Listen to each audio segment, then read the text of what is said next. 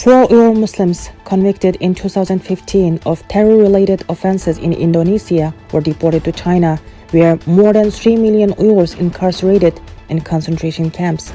Last month, after the Chinese government paid $6,812 fines imposed on them, two counter-terrorism experts told Benar News, an RFA-affiliated online news service, on Friday. These 4 Uyghur men found guilty of entering the country by using fake passports and for attempting to join the Islamic State-affiliated Eastern Indonesia Mujahideen militant group. President of East Turkestan Information Center, Ruqayya Turdosh, demanded Indonesian government to immediately provide official statement regarding the truth of this news. Deporting Uyghurs where facing death and torture is great violation of international law. It is shameful action of Indonesian government, she said. According to AFP report, Chinese officials said 137 coronavirus infections were discovered in the city of Kashgar in East Turkestan. 4.5 million Kashgar residents were tested last Sunday. A 17-year-old girl, identified as a worker in a garment factory, tested positive for the virus. Many Uyghurs suspect that she is a Uyghur who works in a forced labor camp since she was identified as garment worker. Many Uyghurs are worrying that China may exterminate Uyghurs in concentration camps by spreading the virus. This makes you think, what is a 17-year-old doing in a garment factory? She should be at school during this time of the year, but she is a garment worker. And this means that she is part of the government's forced labor regime, where millions of Uyghurs are being sent in forced labor camps and are being slaved away for China's profit. And we know through testimonies and other evidence that these camps have horrible working conditions, and I doubt that during the pandemic that they have the right safety measures such as double-layered masks, social distancing, non-crowded rooms, etc. So this girl, she's been tested positive with the virus and has likely spread it to the other people who are in these forced labor camps.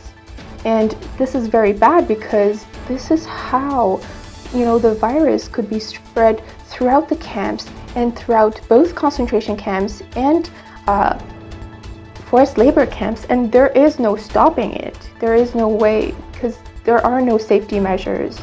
And this situation could be one of the Chinese government's method of the ongoing genocide of the Uyghurs.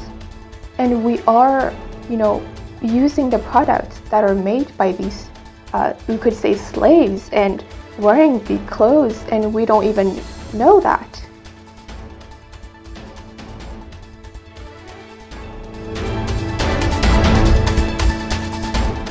China had bought about 71% of the target, or over $23 billion set under the trade deal in U.S. agricultural goods to date, according to a joint statement by the U.S. Trade Representative's Office and the U.S. Department of Agriculture.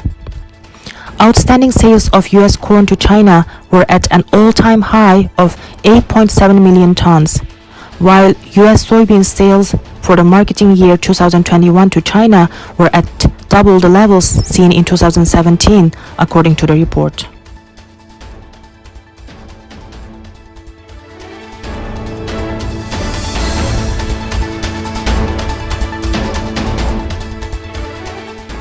U.S. military surveillance planes flew off China's coast 60 times in September, more than in July or August, according to Chinese state-backed research organization South China Sea Strategic Situation Probing Initiative's website. It was increased after the State Secretary Pompeo's announcement of most of China's claims in South China Sea are unlawful. According to the U.S. military report, the U.S. Navy littoral combat ship Gabriel Giffords deployed recently from San Diego, California, packing the service's new naval strike missile, transforming the LCS from an undergone concept ship gone awry to a legitimate threat to Chinese warships at significant ranges.